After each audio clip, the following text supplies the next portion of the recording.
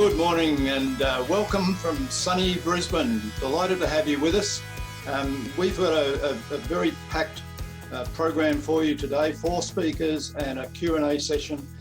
Why did we choose this topic?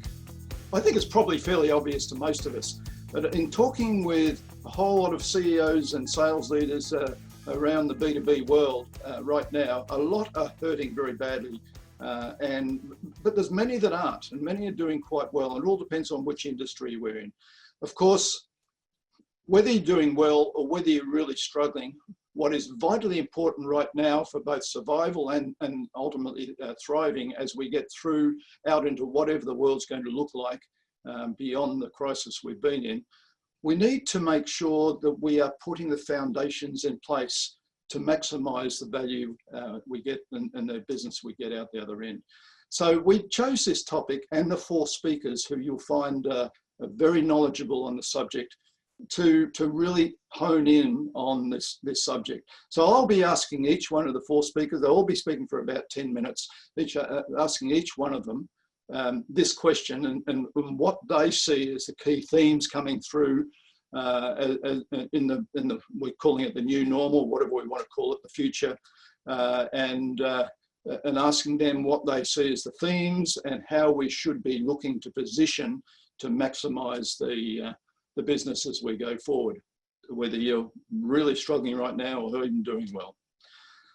Okay, so the 4 speakers are Ross Dawson. Ross is a futurist. I've known Ross for many years, and I really, he was the first person that came to mind when we're looking at discussing what the future might be. The second one is Brigid Archibald. Brigid's the Managing Director of Qualtrics for AsiaPacific in Japan. I chose her because Brigid's, and particularly in a role in Qualtrics, she's got an enormous background in sales leadership and driving enormous innovation and change. But also she's got a view right now through Qualtrics into the boardrooms of a whole host of B2B companies. She knows how the current boards are thinking, our target customers. So I'm looking forward to having that discussion with her. Stephen is an expert in transformation of sales operation, and he will be talking a little bit about what we should be thinking about right now going into the future from that point of view. And then, of course, most of you know J Hughes. Tony is a very, very good friend of mine, but he's also not one of the top 1, 2 or 3 influencers in the world of B2B sales around the world. And he's just talking the other day, he was doing a kickoff meeting somewhere in the US and something in Europe. Of course, all from his family home right now, as we're all doing. Okay, I would very much like to introduce our first speaker. And before I go into that, I just wanted to mention there's about 70, 75 people subscribed to this. Most have been, about 65% have been to our events in the past. So welcome back. And for the other 35% new to us, welcome on board. We're delighted to have you, and we hope you got a lot of value out of today's session. We run these sessions every 2 to 3 months, and looking forward to having you come again. Ross Dawson. As I said, I've known Ross for a long time, and I've seen his work in really helping organisations think about what the future is going to be and start putting their strategies together to take advantage of that future. He's globally recognised, speaks all over the world, author of 4 books, and so he's absolutely critical to this discussion right now. So that's why we've got him on board. I'd like to welcome you, Ross. Thank you very much for making your time available for this event. Good morning and welcome to breakfast. So it's safe to say that we live in interesting times. And this means that there are deep, deep challenges. The pandemic has created extraordinary changes to our lives, to business, to everything which we're doing. So this requires challenging almost all the assumptions we've put in place. But at the same time, as long as the universe is changing, there will be opportunities. And I think that's very well expressed today. And this is a level not just of business, but also a level of society, where I believe this is a change when we can create structural changes to be able to create, take away some of the assumptions that we had in the structure of society and business in order to be able to create new possibilities. So today, we need to think about what it is that we are controlling. What it is that we are controlling to be able to create this for ourselves. It's in ourselves to be able to build and to be able to shape and to be able to make the choices which will shape this world moving forward. So this is where, as a futurist, my role is to understand how the shifts might play out. And this is in terms of understanding what is changing, the things which are moving forward, and in particular, saying what is it that's shifting. So at the moment, we can see that some of the existing shifts which we've had are actually moving fast. We're getting an acceleration of those trends. We are seeing that there are some shifts. So most obviously in terms of the shift to remote work, we're also seeing that for example, the cashless society is moving faster and faster. We're seeing the automation of customer-facing roles. All of these existing trends are moving faster and faster at the moment. But at the same time, we're seeing these new shifts, which are rippling out, and in some cases, reversing existing trends. And so, for example, we're seeing that the shift to more power to individuals from institutions is shifting back as governments have been able to take more control over things. So if we look at how these are playing out, some of these shifts, so for example, the shift to remote work, it's never going to go back to where it was before. People see the opportunity of being able to work at their homes. And this will come back to rebalancing between home, between workplace, and between the third space, which is not home, not office, but somewhere local where people can have great coffee, but also be able to connect with other people at their time. But one example of one of the big shifts which is reversing is that for decades now, we're focused on efficiency.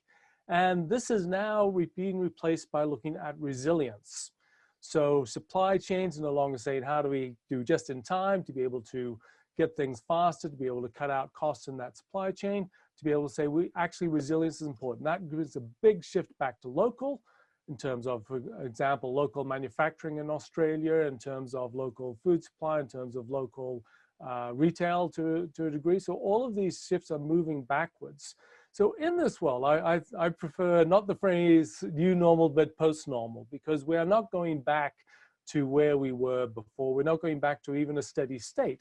The degree of uncertainty, yes, this pandemic may end. We may get a vaccine, but beyond the other side of that, we will have a new possibilities of disruption, be they pandemics or other things, and we won't have that normality that we've envisaged we might return to.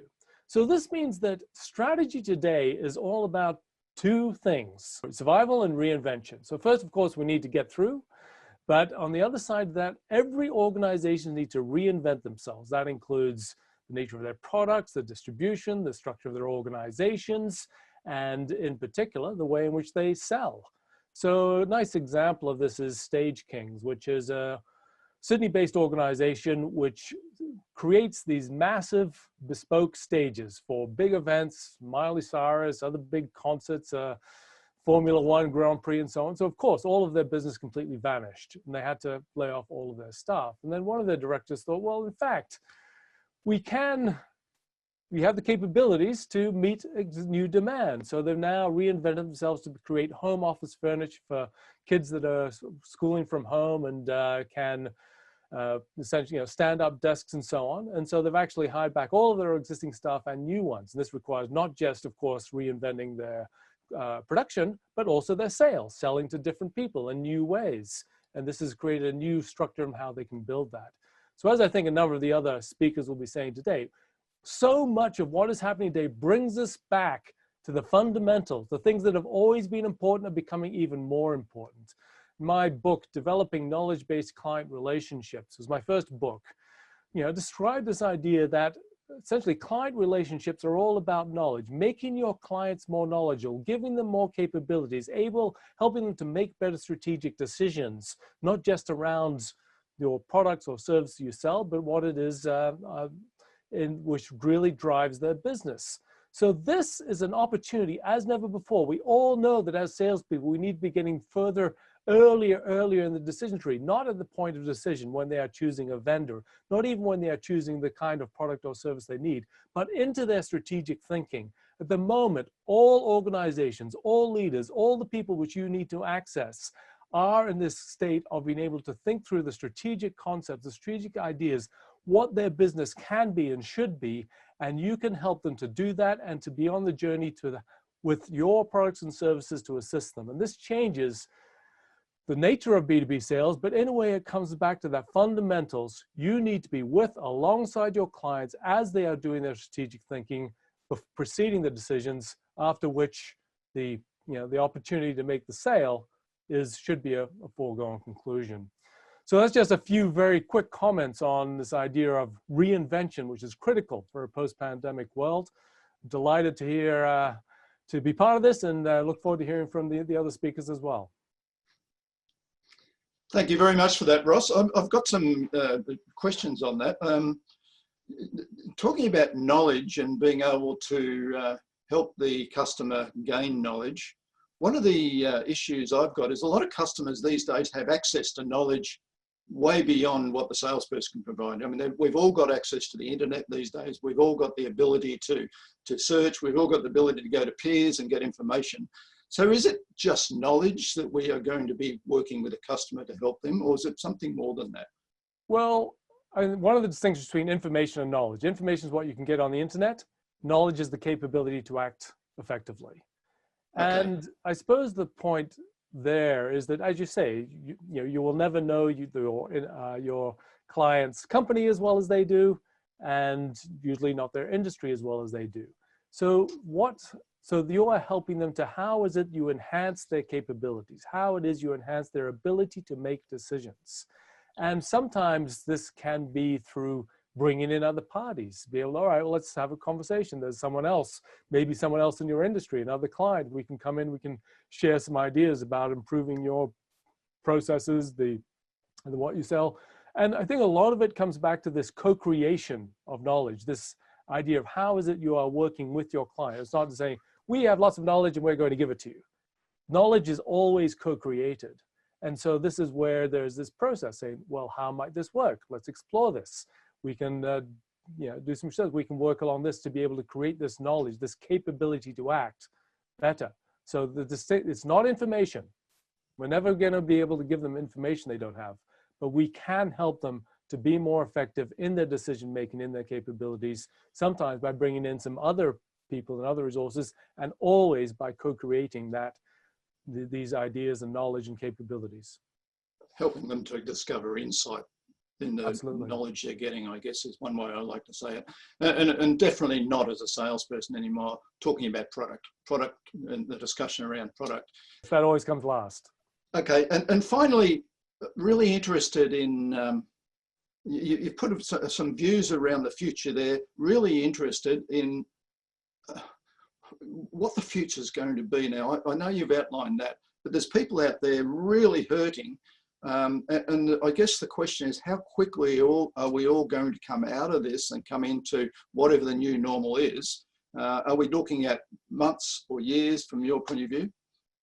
So as a futurist, a lot of my work is around scenarios, saying we cannot predict the future, but here are a number of possible paths. And this is the case where I and I don't think there's anyone else can predict. This is the timeline to coming back.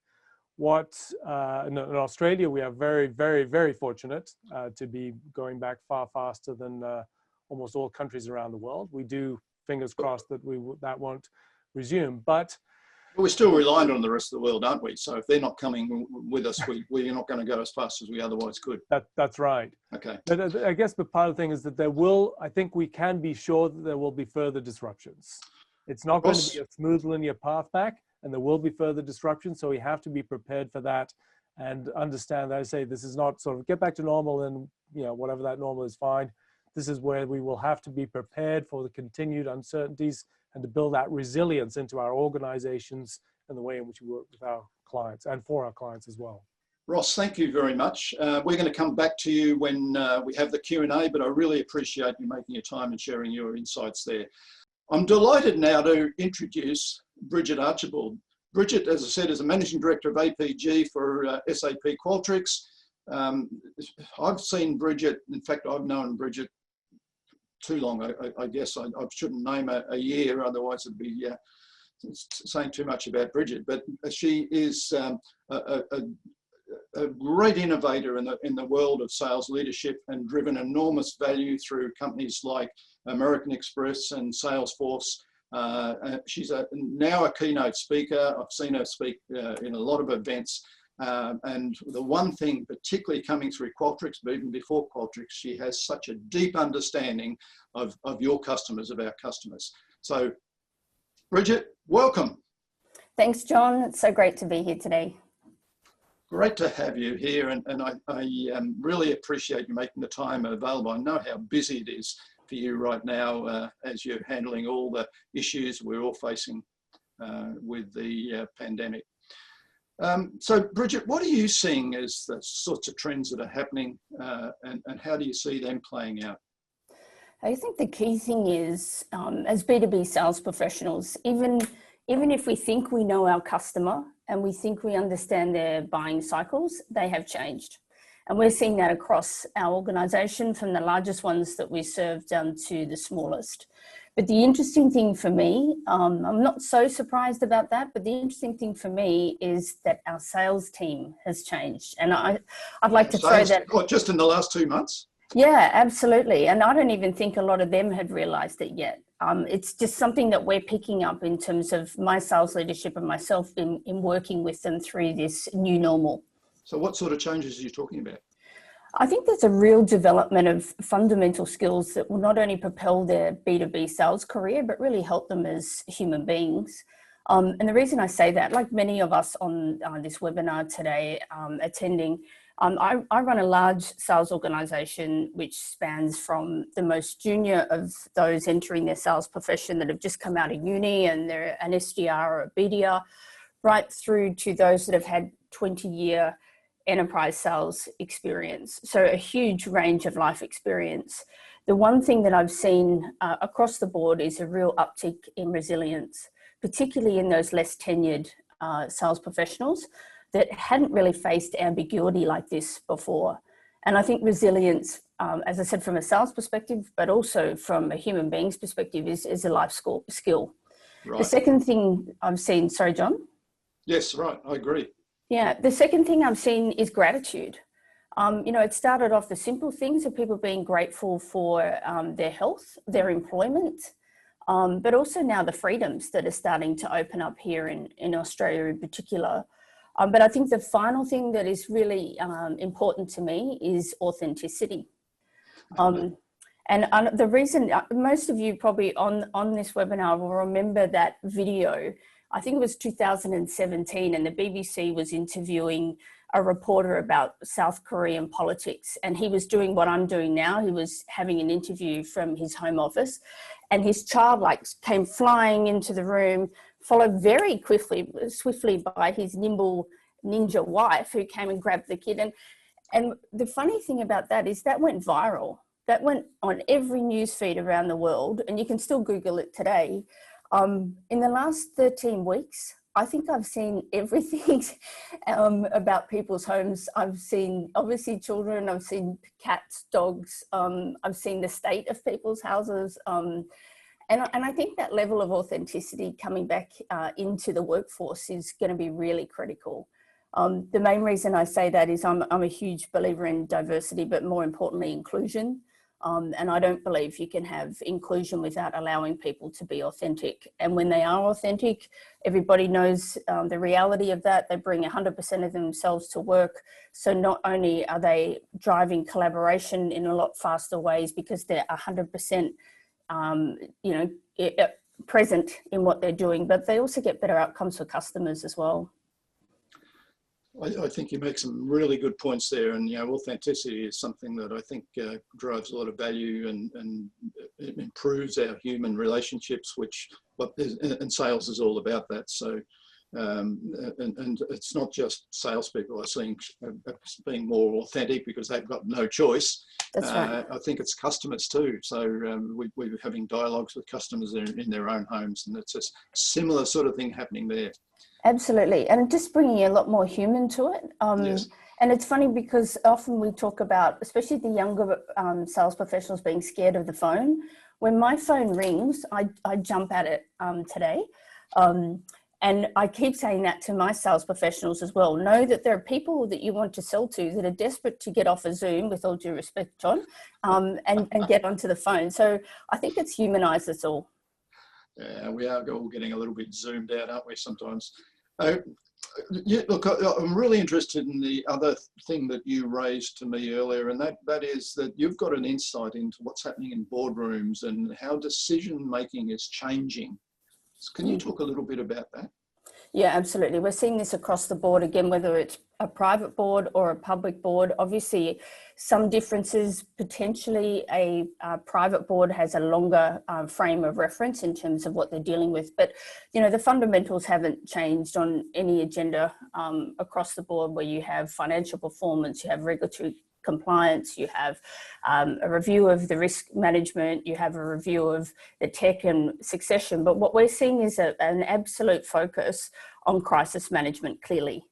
And the results of that means that forget cash is king. Everyone is a cash hoarder now. Everybody's trying to hold on to the cash that they have and keep that sacrosanct.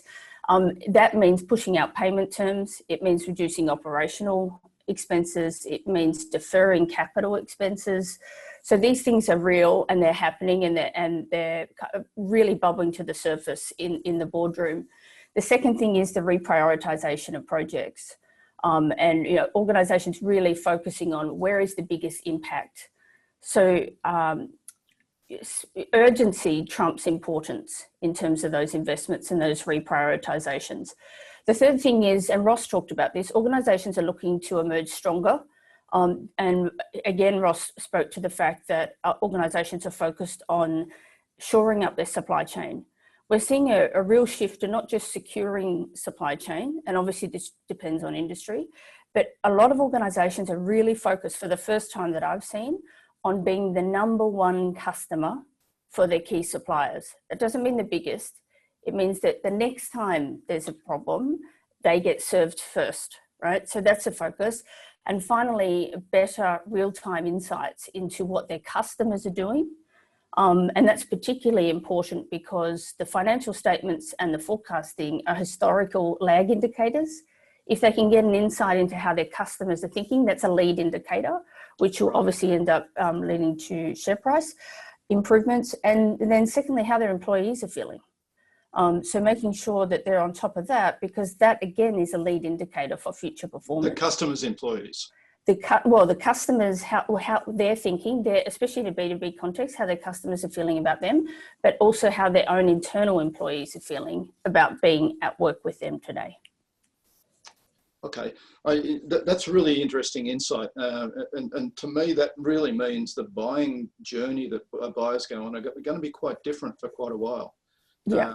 And we need to reposition our sales processes to understand that and help the buyer through the sort of decisions. And as you say, it's not so much the importance of the project that will get the project through. It's going to be a whole lot of other things associated with finance and risk that will decide if the project goes ahead at all. And so I guess that old #1 enemy of no decision is going to be bigger than ever. Yeah, so, you know, most boards, you want balance. At the moment, my sentiment, and I'd love to hear from those on the webinar, is that the CFO has the loudest voice. And, you know, that's something that we've been really tackling in terms of with our sales organizations is how do we get through to that voice? And the sorts of things that we're really focused on is, you know, expect the buyer to be the CFO, right? Even if you haven't met them, even if you're never going to meet them, even if you're handing a proposal or emailing a proposal to another persona, write it as if the CFO is reading it. Now, I'm a massive fan of Tony's work and J Hughes, and I know he's coming up later, and he often talks about speaking in the language of leaders. My sentiment is right now you have to speak in the language of a CFO. And the reason for that is that whole element around filtering projects based on importance, and urgent trumps important. And we're seeing that if you have a look at tech sales forecasts, for example, a lot of deferring of projects, deferring that capital expense, even deferring that cloud operating expense if it's not urgent. So I guess the key things that we say, apart from expecting the CFO to be the buyer, we work with our sales teams to say, be ready to answer the question, what are you going to do for me? And absolutely be expected to be asked to defer payments. Doesn't mean you should, but what are you going to do for me as a business? And what does this organization, does this organization you're selling to need to buy from you today? Not need to buy from you, but need to buy from you today. And if you can articulate that impact and articulate it in a way that demonstrates action immediately, you're in a much better position to add value to that business and obviously extend your commercial relationship. Okay, so it sounds like it's really is quite different now and going to be for quite a while, and that your insight is highly valuable there. One of the things I'm finding is our job is to bring peer sales leaders together to talk together about what's happening, and we're finding they're reflecting a lot of what you've just said. They're really struggling with the fact that they've got organisations set up for pretty much boom times that we've been through, and now they've got to rethink the way their sales model runs in this new time, and understanding the way the customers are thinking is critical to that. And so, by the way, anybody out there that's looking to join a peer group of sales leaders, let us know. We're setting up another group right now. So, Brigid, thank you very much for that. I think that's great insight. I'm really looking forward to the questions that are going to come to you. Delighted now to introduce my friend and colleague, Stephen Norman. Stephen's got a very, very impressive background in the world of B2B sales. Responsible for over $4 billion in sales over the years. And more recently, he's become a sales transformation expert, written a great bestseller, which has been, was on the short list of the Sales Book of the Year this year. So congratulations to Stephen on that. He's been widely published, and something he does do that I think I'd recommend to everybody look it up. He's a host of the Future Proof Selling podcast. So, Stephen, welcome. Awesome to be here with you, John. Looking forward to getting your insight on this subject. Stephen, over to you. Yeah, absolutely. So I'm just run through a few slides, John, to get the discussion going and everyone's thoughts going. And a couple of big points to start with when we think about what's happening and what we've got to look forward to. I really think, first off, that the recent crisis has really accelerated trends that were happening already. I think we all know that the way B2B buyers have behaved has been changing for a decade or more. And I'll go into some of those trends in a second. And I think the second thing that we should talk about is we've had a boom time for the last 4 or 5 years. And if some sales organizations haven't kept up with changing buyer behavior, they may have gotten away with it. That's really what, relative to what Brigid was just saying, isn't it? Yeah, absolutely. I totally agree with that. And now I think those gaps are exposed. So I'll spend a little time at the end talking about how we might address those gaps and where they might be. So just looking at what some of those trends are. We know the customers shifted towards digital channels to get information. You've talked a bit about that already. And on the right-hand side here, I've got a couple of charts that really indicate how much business is being done digitally today. So if you look at the growth of LinkedIn and how folks make connections and interact there. If we look at Zoom, business being done over video has absolutely boomed in the last few years. And we know it's gone crazy now. But these numbers I'm showing you here, this is before the crisis hit. These are from in January. So this trend was happening already. It's just been accelerated.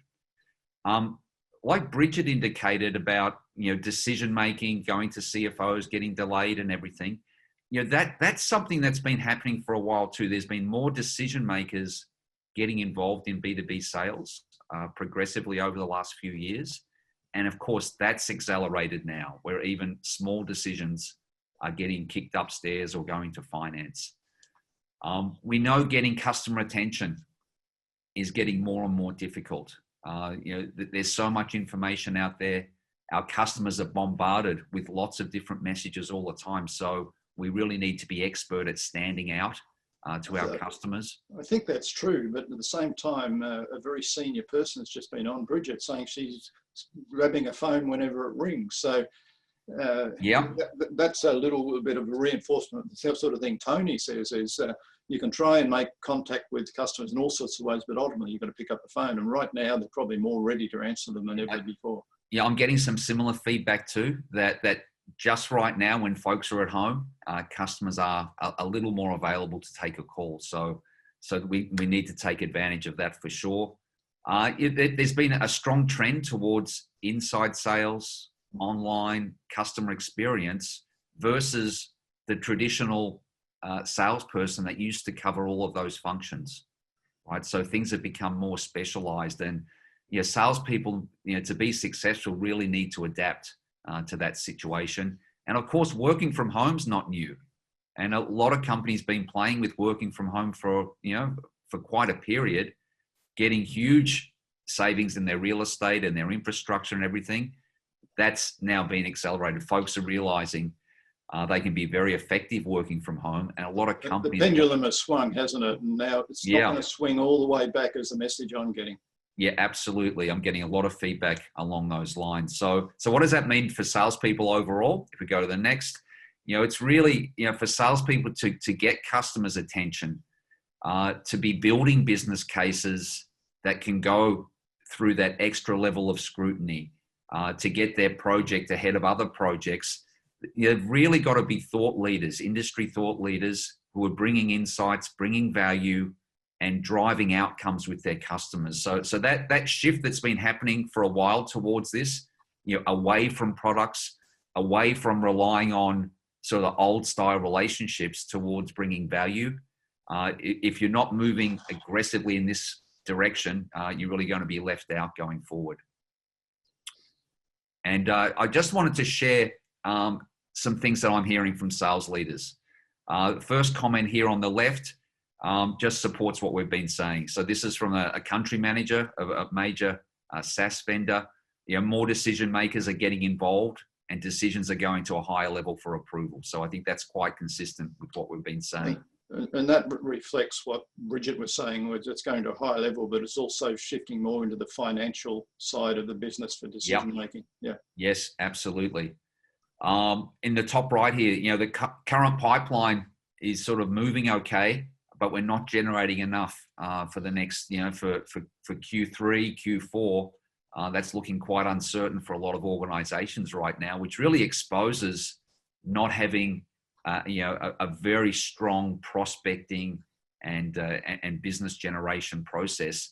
Maybe we've been getting away with, in the boom time, our sales folks, getting referrals and getting more business from existing customers. But it's really important that we have a really strong prospecting system in our companies. And then the last one here, some of my marginal performers are really struggling right now. So that's highlighting, maybe we've had folks in our team, whether it's their challenge or our challenge, we've been putting up with folks that maybe aren't up to speed.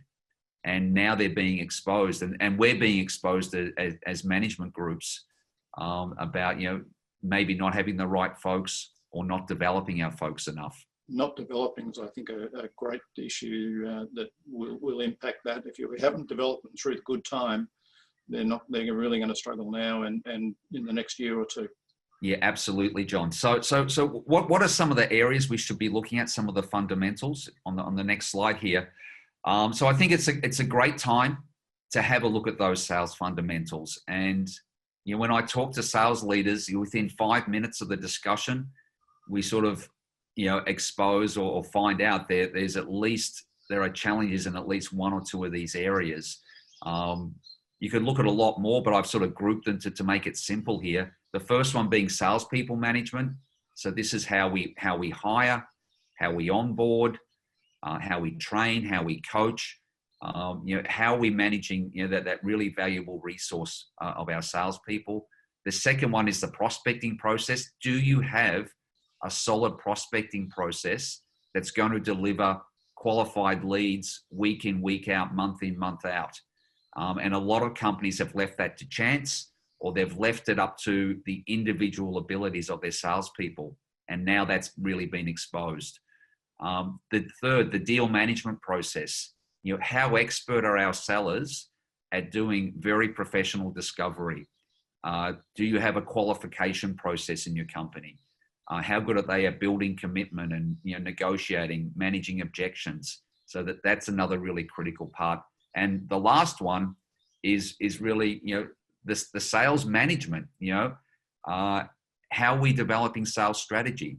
What are our planning processes like? What's our reporting like? Again, do we have coaching systems in place?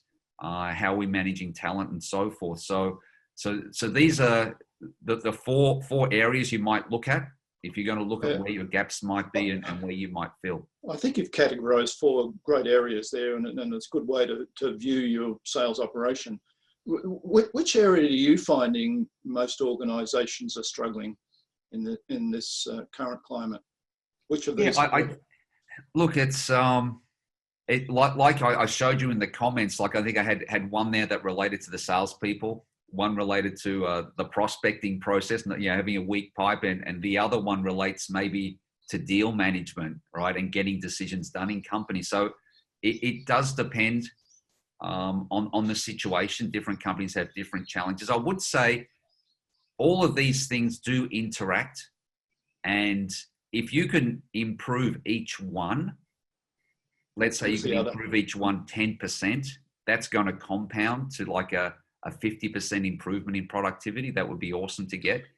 So Stephen, let's ask the audience today, the participants, where they see the biggest issue in their organisation. I believe you've got a poll to set up to. We have.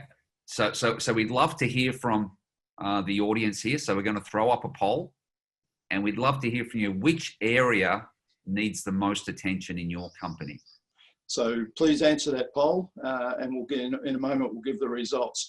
So you've stayed on the fence there, Stephen. You didn't come down on one or the other. I actually have one. If you put me against the wall, I think it's the first one. Sales management. Salespeople. Salespeople.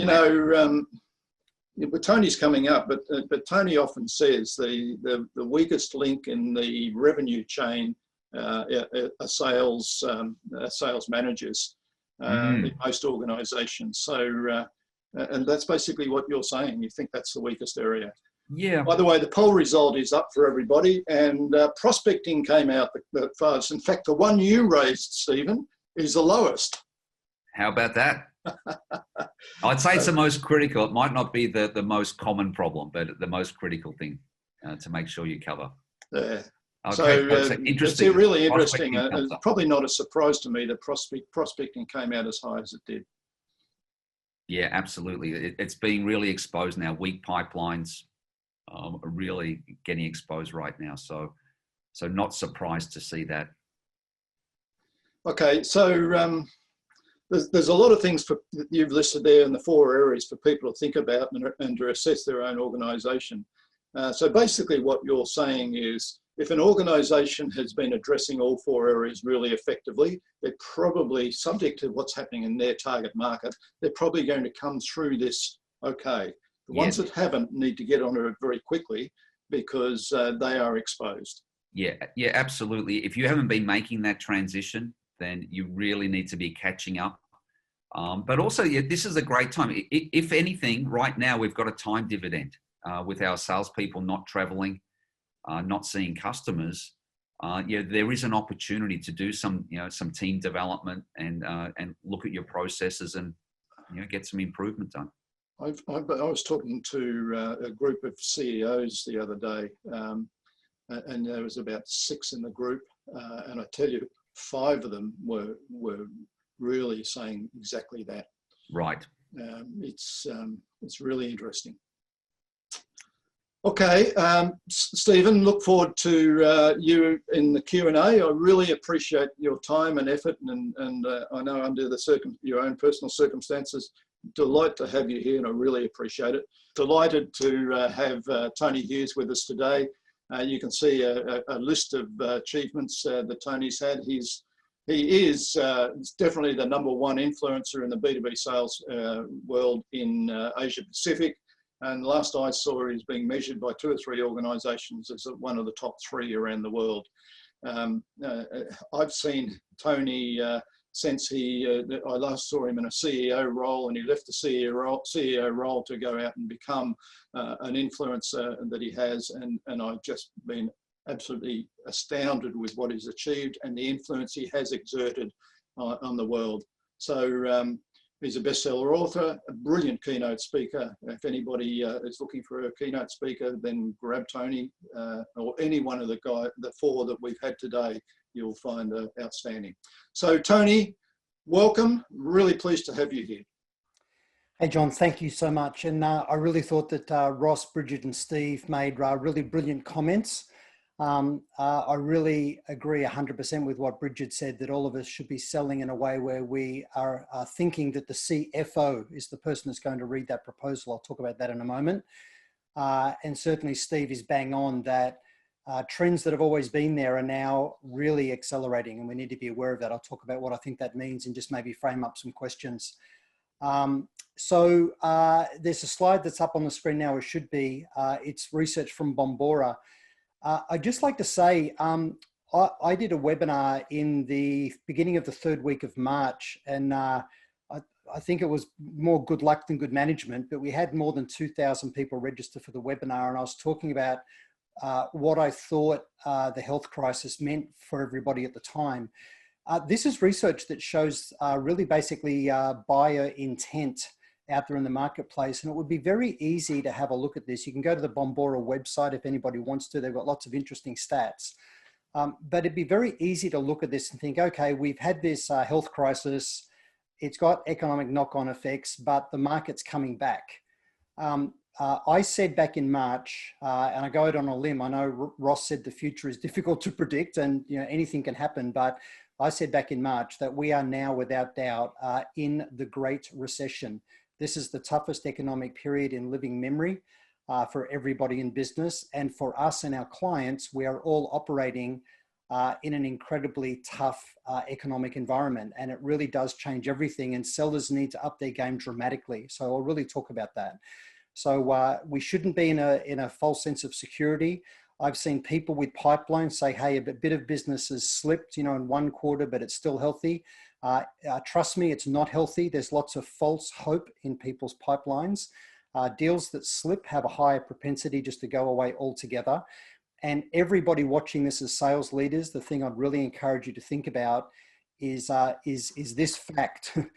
All of us are going to get to close to Christmas time this year, and we'll be looking back thinking, man, I wish I'd been on my bike pedaling harder with my team building pipeline, 4, 5, 6 months ago.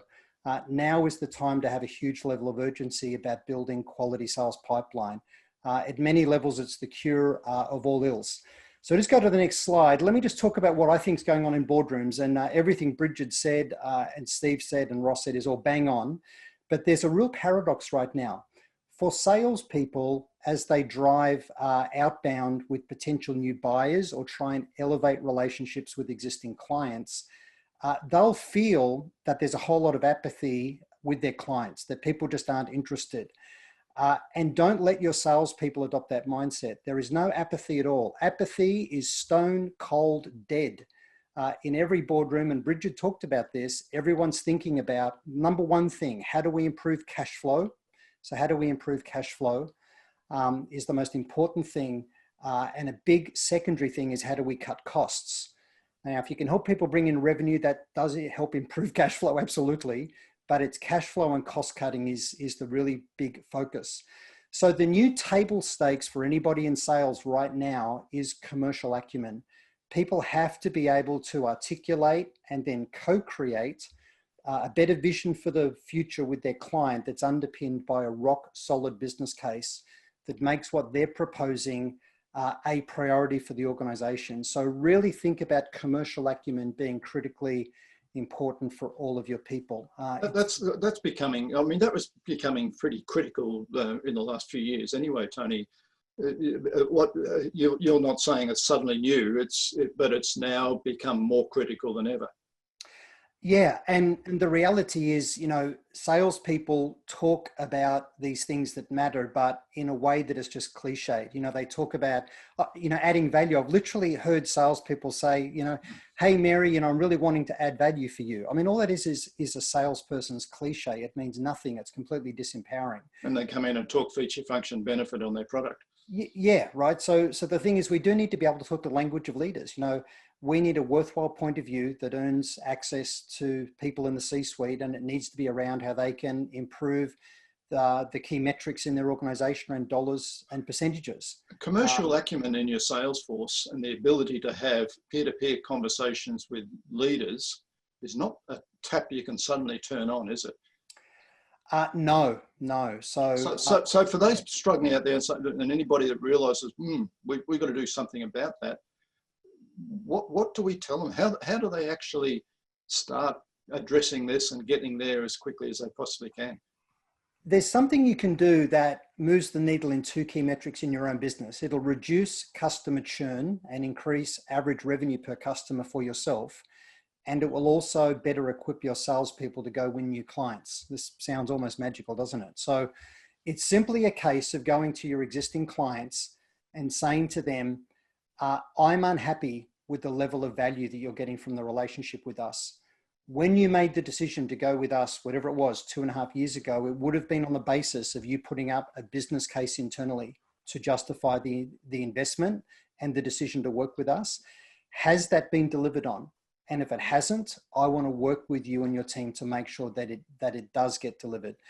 Now, what that does is, what all of the research says is that it's the degree to which the customer believes the supplier is committed to them improving results that has the biggest influence on them staying as a client and not talking to your competition. So that positive intent that we show will help lock out competition. But what it also does is it helps us understand what was the trigger event or the business case that occurred in that organization that started them down the path that led to us. And in understanding that, there's a few things we can do. We can document in essence as a case study. If they won't allow us to do a public case study, let's at least get an internal presentation to inform our sellers. These are the results this organization is achieving, the business results that move the needle on dollars and percentages in their organization from working with us. And this is why it's important to this industry that they operate in.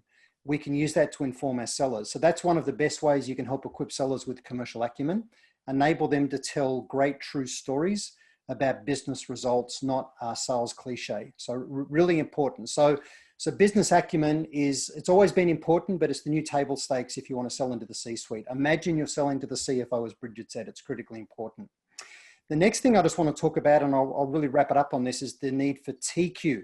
So we've always known that IQ and EQ are important. You know, you can't be dumb and be successful. You need to know yourself, manage your own weaknesses, leverage your strengths, know how to read other people, work well with them, manage time, and you know, when everyone's working remotely, stay motivated. That's all important. But what's going on in boardrooms and will happen in your own organizations is whether you fire these non-performers in your sales teams right now because the weak people are being revealed, the light is being shone, whether you manage them out of your business or whether you are just unable to replace people who leave, you know, there'll be a headcount freeze on everywhere, you know, that's the new normal. So every leader, you yourself and your customers have to work out, how do we deliver stronger results? Because Brigid's right, every organization is looking to emerge from this stronger, not weaker, by comparison with their competition. So everybody's thinking, how do I deliver more results with fewer resources? So for your own sales team, I just really encourage you to think about the fact that now is the time to stop treating technology like a gym membership. You know, if you look at the money that most companies spend, for example, on Sales Navigator, and then you sit with the person or get them to share their screen, you know, in an online meeting and say, you know, hey, John, show me how you use Navigator with saved searches to monitor for trigger events. They have no idea how to do it. Most people can't. That's one of the primary values of Sales Navigator. It's true. And it's, you know, it's more than $1,000 a year typically per person. It's just like a gym membership. We spend the money and we barely use it. Yeah. And I could go on and on about technology, but the reality is all of us as sales leaders are going to have to deliver more results with fewer people, and we just have to figure out how do I leverage the power of tech that's good at sifting big data, finding signals amidst the noise, automating repetitive tasks, monitoring for trigger events in the marketplace to give my sellers context. And then I need to blend that with the truly human skills that people bring to the table of dealing with ambiguity, navigating politics, genuine empathy, creating connection, helping someone build a business case, being creative, navigating politics, securing consensus. We go and focus on those things. So for every organization, the very top of funnel problem, we need to get better at using technology and improve our TQ so our people can work further down. And I've got to say, you're absolutely right. And I've got to say, I've worked with a number of organisations with even just getting a CRM being properly maintained by salespeople is a challenge. But you're taking much more than CRM here, aren't you? This is all the sales capability tools, analytics, and artificial intelligence, and all that sort of area that we've got to get across to really make our sales operations sing and deliver the sort of value that we can deliver, irrespective of our product, to our customers, to have that conversation that you're talking about, at peer level conversation and bringing commercial acumen to the table. You need that fully supported by a whole host of technology that you need to be across as a salesperson and know how to leverage. That's what you're saying. Yeah, it's true. And even Brigid's company, Qualtrics, enables companies to measure the sentiment of employees and their own customers and market, which then informs how you can best address needs and go and create value for them. So there's technology all over the place that does amazing things, and we need to get better at using it to drive up productivity. Now we'll move into the Q&A. So the first question, please. Hi, John. Russell Flint here from AC Tanner. Just checking you can hear me. Yes, Russell. Very Looking good. forward to your question. Thank you. Brigid, questions for you, and it's probably my biggest takeaway this morning is about speaking in the language of the CFO. I'm just interested in what this looks like in your world and how you're presenting information differently with that mindset. Yeah, so it's probably not differently rather than just a bigger focus on it. I would say that all of us would be very rich if we'd kept $1 for every time we saw an executive summary that said something like, we are the most innovative solution available to help you scale your business. That's not talking in the language of a CFO. So clearly numbers are important to a CFO, but the biggest shift and the business case, it's always been important, but it's now critical. One page, not measured by the thickness of a proposal, one page. If you can't get it across in a boardroom setting, on the agenda, in one page, you're not being succinct enough. And the critical thing is, what's the consequence of delay? Because you don't want to be the fourth priority, important but not urgent. It's not going to happen. It's going to blow out till next quarter. So consequence of delay, and have that consequence of delay agreed by the client before you submit it, because otherwise it's just your opinion, which means nothing. Does that make sense? Very much so. Good points. Thank you. Thank you. I was interested to know, Tony, if you've got something to add on that. Oh, I just agree with Brigid. I mean, we need to say to the client, what's this costing you every month to stay in current state? Right? If they don't have clarity about what it's costing them every month to stay in current state, then it's unlikely that there's a high level of motivation to change. And Brigid, risk is a key issue too. So it's not just the one-page commercial thing. It's how are risks going to be alleviated in this, particularly in this environment. A customer can't afford any risk at all, can they? That's right. And risk of doing nothing. There's a lot of talk today about digital disruption. It's interesting when you look at organizations that you think would be doing incredibly well at a time like this because of top line revenue.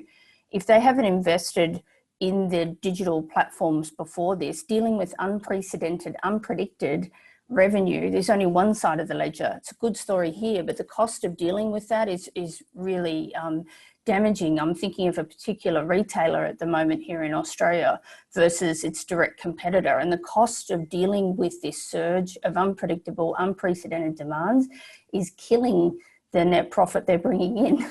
So it's not that, well, it's reducing the net profit they're bringing in. So I think risk mitigation, but also what is the cost of, what is the risk of not doing anything? Okay. Stephen, you look like you wanted to say something. No, it's okay. Okay. All right. We'll move to the next question then, Wayne, if you could manage that for us. Phil Cleary. So my question is for Steve Norman. Steve, at the moment, companies seem to be on a bit of a journey trying to get themselves back to this post-normal that Ross talked about. You know, they're either stabilizing their business and trying to retain staff and make sure that everybody is okay, both customers and employees. Then they're trying to reopen, and many organizations now are looking forward to reopening the doors of their business and bringing staff back in with various different restrictions, and then finally looking to regrow their business and capture more market share in this, you know, this more contracted market at the moment. How have you seen companies understand where they are in that overall arc, that journey that they're on? What kind of questions, what sort of diagnosis have you seen happen to understand where they are in that journey? Thanks for the question, Philip. You know, I think it's important that it's a real test for leadership at the moment, for sales leadership, to work with their teams to develop the right program for the current situation right now and get everybody focused. So that's what I'm asking is, you know, do you have a sales program? Like, yeah, the outside environment might be tough, but there are pockets of opportunity we can go after. Have they identified what their priority targets are? Have they developed messaging? Because all the messaging we were using up until a couple of months ago is useless. All of our customers' priorities and challenges have totally changed.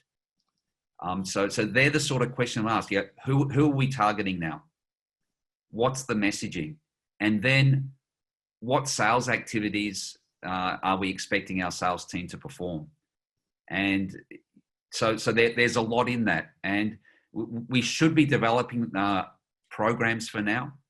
We should be getting our team involved in helping sort of co-develop that program and getting everyone focused. So I think there's some good areas to look at. Hey, John, just on that, if I can actually weigh in with messaging, we all need to stop talking about COVID-19 and our messaging. People are sick of it. They really are. The moment you put COVID-19 in something, hey, this is sales and marketing spambulum, I need to ignore. I just think we need to talk about the fact that our customer is now operating in the toughest economic operating environment that they've faced ever. And we need to make their excuses for not wanting to engage with our people the reasons to do it. So we need to anticipate those pushbacks and say, that's actually why I'm calling. You know, now is the time to get these things in place, because the back half of 2020, you know, is going to be brutally tough, harder than what we've faced so far. The unintended consequences of everything going on are going to be really severe for people, but messaging is critical. Thank you, Tony, and thank you, Stephen. We'll move to the next question. Thanks, Philip Cleary, for that question too. Simon Pollard. Hey, good morning, everybody. My question is about activity KPIs. So I have a team selling software across Asia. They're all selling through online demos, videos, webinars. What would you say are the right activity-based KPIs that I should be measuring and tracking, especially when most of the demos are being done by our channel partners, not by us directly? So how do we get influencer KPIs in place that are instrumentable in CRM and trackable? That's a question for me, right? Anybody that wants to step up. Yeah, fine. Well, like, does it change that much from before this situation, right? So again, it sort of comes back, what's your sales program? Has the sales program changed? Has our priority changed? We definitely have the opportunity to do a lot of activity when we're not traveling. So it definitely I think driving demos, getting new contacts in accounts, broadening our contact base, you're making progress in the target markets. You're getting, pipeline, of course. Pipeline generation has to be the king of all of our metrics, but you're asking more about activities. But I think Brigid already indicated using the phone, getting folks on the phone, having meaningful calls, discovery calls, demos. They all make sense to me. Maybe Tony? Yeah, a few things from me. I'd love to hear from Brigid because she's the real world leader in this call doing this. So a couple of things from me. The first is what I'm seeing is in the work from home environment, many people are gaming metrics to make sure that they are seen to be busy. And that has got nothing to do with being effective. So I'm seeing people close out opportunities when they didn't really have that meaningful conversation with the person. They've just decided they don't think it's a decent lead. And they're putting activities into systems. So the unintended consequence of managing activities is you start to drive the wrong behavior. So the first thing is we need to manage the activities that feed into the objectives that create the sale. We can't manage the result itself. We need to think especially about time in stage. So things stuck in stage for too long is in my view, is a key metric to manage. The longer it's stuck in stage, the lower the probability anything is going to happen.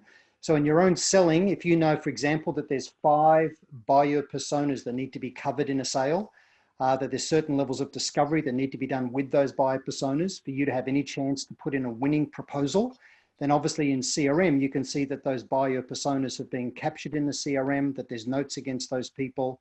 But be very careful of measuring lower level activities like number of calls or number of emails sent, because you'll just get people gaming metrics and not doing anything meaningful. So think about deal progression, time in stage, covering all of the bases inside an account with discovery. Leading indicators. Yeah. Okay, Brigid, have you anything to add to that?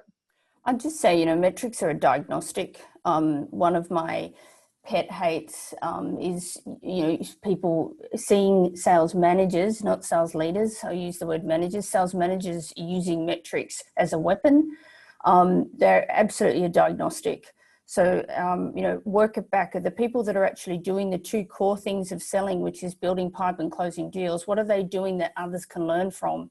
And use the metrics to find that out. You can be very busy being busy, not selling in B2B sales if you want to, doing research on customers, learning the ecosystem, trying to become an industry leader, all legitimate things. But I would just say, look at your stars, understand what they are doing, and see how you can boost the performance across the team doing what they're doing. Okay, thank you, Simon. Let's go to the next question. Hello, Mike Adams. Yeah, my question to the panelists is, have you come across any clients or industry groups that are looking past the crisis?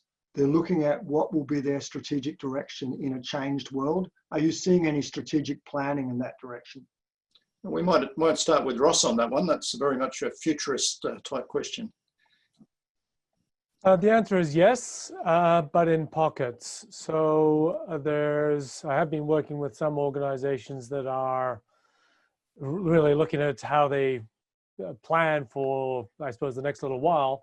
But absolutely, I'm seeing a large, I suppose, in proportion, I'd say there's a relatively small, but there are some which are looking at building new plans. And that's reinvention piece, where they're saying we have existing business lines, beginning to look at almost innovation things in terms of new business lines, in terms of changing structures, organizational structures.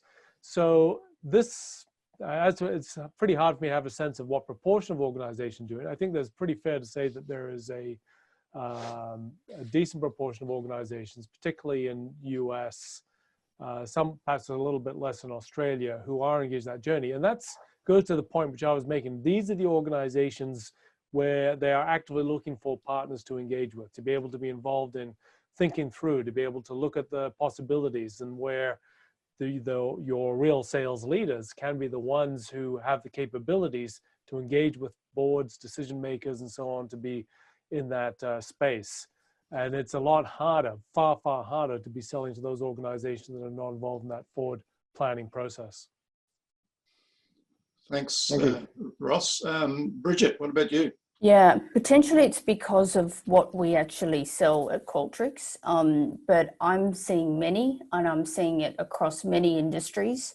My proposition is if organizations you are selling to think that they're just going to come back and everyone's going to come back to work and it's going to get back to the good old days, then they're delusional. I'll give you an example. You might not even think of this as a major shift, but I think it is. I was talking to a leader of a very sort of traditionally well-known IT organization. And I said to him recently, would you have ever believed that you would have a 100% inside sales team? Right? This is an organization that always had run, the big, well-suited, IT executive type sales motions. I said, you now have a 100% inside sales team. How's that feel? And so even organizations that aren't redefining or transforming in some ways, it's been forced upon them. But I think more to your point, which organizations are thinking about what the future looks like, those that want to be in business through the next issue we have to face as a society are the ones that are thinking about it. Fast forwarded by those that can become digital very quickly. I think that's a very good point. And I think further from what Ross said, I think I'm seeing a number of organisations really thinking on their feet, but thinking about changing strategy, pivoting. I'm hearing that word a lot, pivoting, particularly when people, they've got 3 or 4 target markets they've addressed as an organisation, and one of those target markets is totally dead now. So now how can we pivot a lot of our resources and our attention to other markets that are still thriving? So, for example, if you're selling into the construction industry in Australia, it's still thriving. There's still a lot of opportunities out there, whereas if you're selling obviously into tourism, forget about it. And thinking through your strategy. And by the way, I think you're absolutely right, Brigid. The world has changed. It's not going back to what it was. Certainly not in the next 2 or 3 years. So in my view, every organisation needs to look very seriously about their strategy right now going forward. Anybody else got anything to add there? John, the thing I'm seeing everywhere is all businesses are just thinking about how do we drive more revenue, more profitably with fewer people. Like that's absolutely the new normal. And they're just all thinking about how do I use technology to do it? For every salesperson, individual salesperson, they have to figure out how do I become my own SDR because I'm not getting enough pipe. That's the key.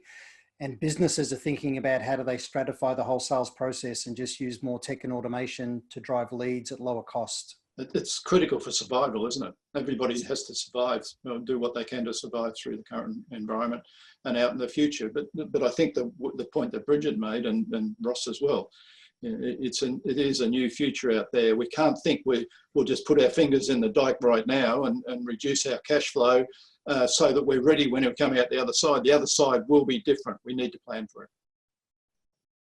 Great question. Thanks, Mike. We got time for another question.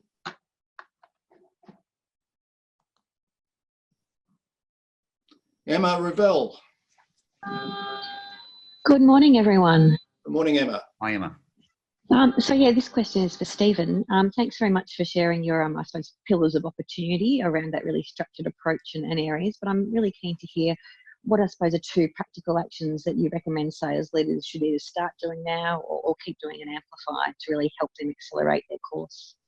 Yeah, depends on your situation, but something I'm seeing getting a lot of traction is developing a sales program. Or maybe specifically, I've seen some acquisition prospecting programs being implemented by companies now. And at the same time, when you're implementing that, okay, here are the targets we're going after, developing the messaging to go after them, then training the sales team and upskilling the sales team. Like if you've ever had a gap in that prospecting, and most companies have had for the last few years, that is sort of like the urgent thing to address. So let's maximize and do everything we can there. And then beyond that, yeah, we need to just be generally upskilling our people and getting them, to that industry thought leadership, value adding type of salesperson. rather than someone selling product. Thanks, Stephen. Anybody else got something great? I think Stephen touched on something really important, and that is how do we motivate and enable and support our remote sellers? You know, that's a much tougher thing. When they were in the office with us, you could hear them on the phone, you could see what they were doing. There was just more interaction. So I think the whole issue of coaching and one-on-ones is just critical. So you want to get all of our line sales managers doing one-on-one debriefs with their sellers at the end of a time block that they're running to try and build pipe, for example. And I know people do stand-ups, but I think people are really sick of that. With stand-up doesn't add a lot of value for the seller at all, except make them feel like it's Big Brother, making sure they're up and out of bed and working. So just think about how do I do that one-to-one coaching thing, and how do I remotely enable my sellers? I think that leads to the question of mental health as well in this current environment and for quite some time. The mental health of your people is, if there was any stress there before, it's going to be even more stressful now. And we're seeing examples everywhere of people being affected by that. So I think one of the skills sales managers need to develop, if they haven't already got it, is having the ability to have a conversation with their people and identify there may be an issue here and raise it, are you okay? And then know what to do next if they see the issue. Really, really important skill for a sales manager in the current environment.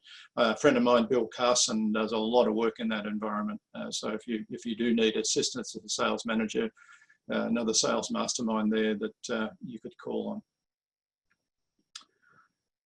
We still have time for another question. Yeah, Gerard Bizzoni at SwitchLock. Hi. My question is based on the previous survey that showed that prospecting is the area that most people in this meeting are seen as most important.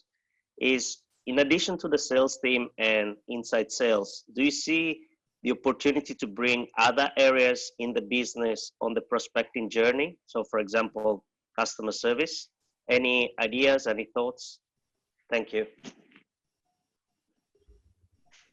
So let's go around as I'm looking clockwise. Tony first. Yeah, so everybody in the business is responsible for creating pipeline and selling. Anytime a customer expresses happiness with what we've done for them is an opportunity for us to, in essence, ask for a referral. Never use the referral word. It scares the bejeebers out of customers. But just say to them, hey, thank you so much for that feedback. Who else do you know that's been facing the same issues in your network that we could potentially help, or that we could share with them what we've been able to do together?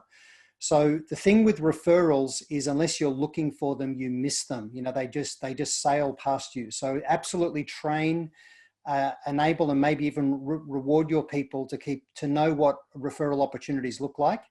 And if you can start a new conversation with a referral, you begin with a level of trust.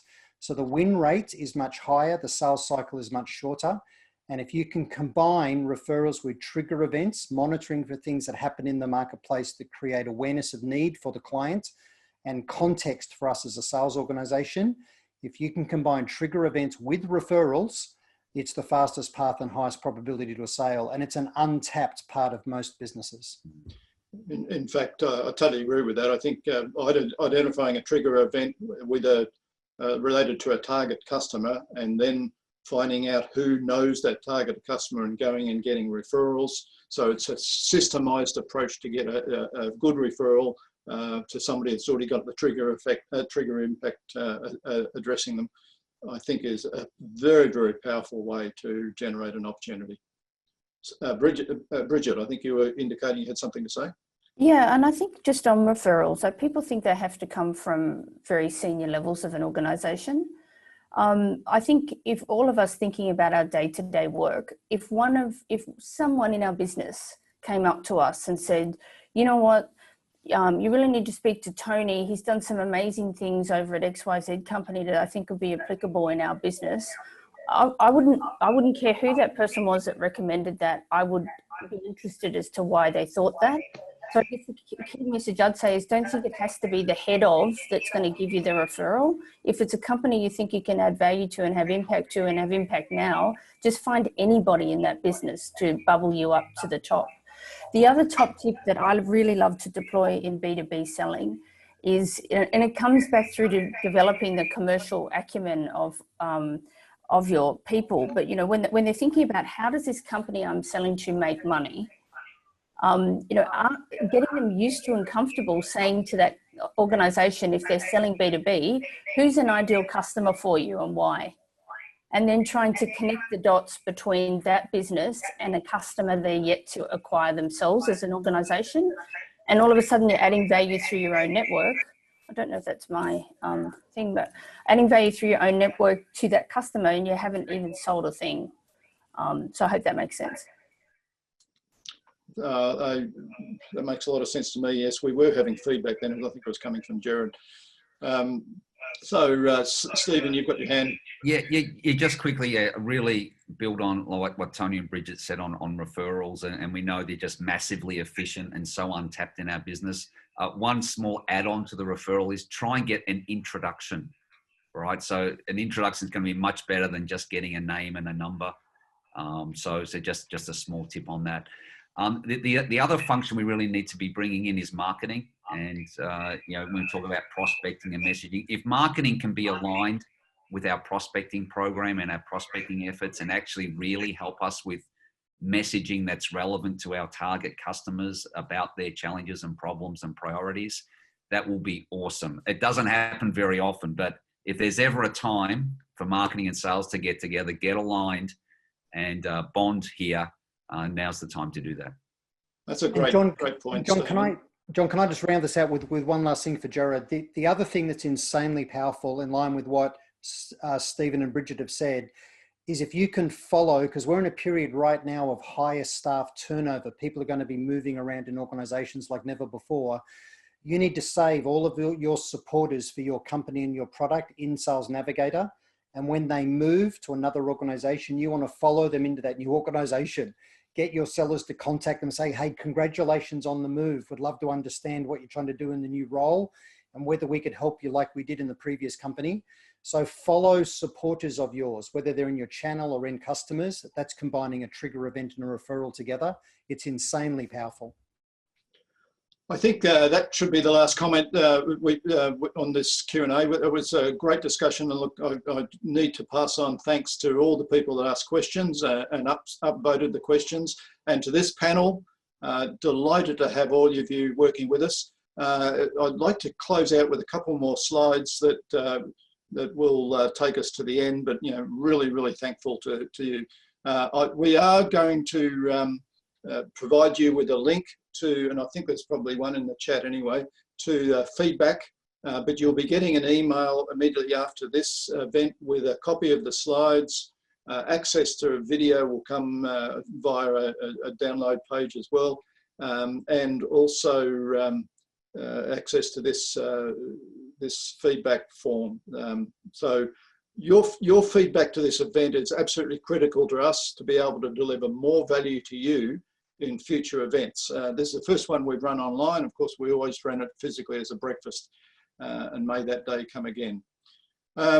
Secondly, I wanted to, while you're finding that link to the feedback form, I wanted to go to the next slide and talk about the fact that our next event is on the 18th of August at 7:30 a.m.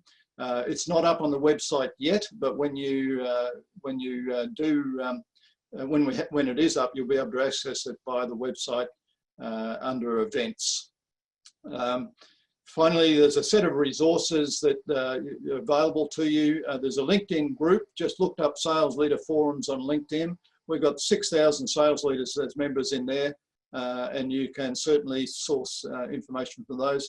I need to mention the peer groups. So if you are interested in joining a peer group, and even if your company is not able to fund you right now, talk to us. We'll look at ways in which we can get you into a peer group until your company can fund it.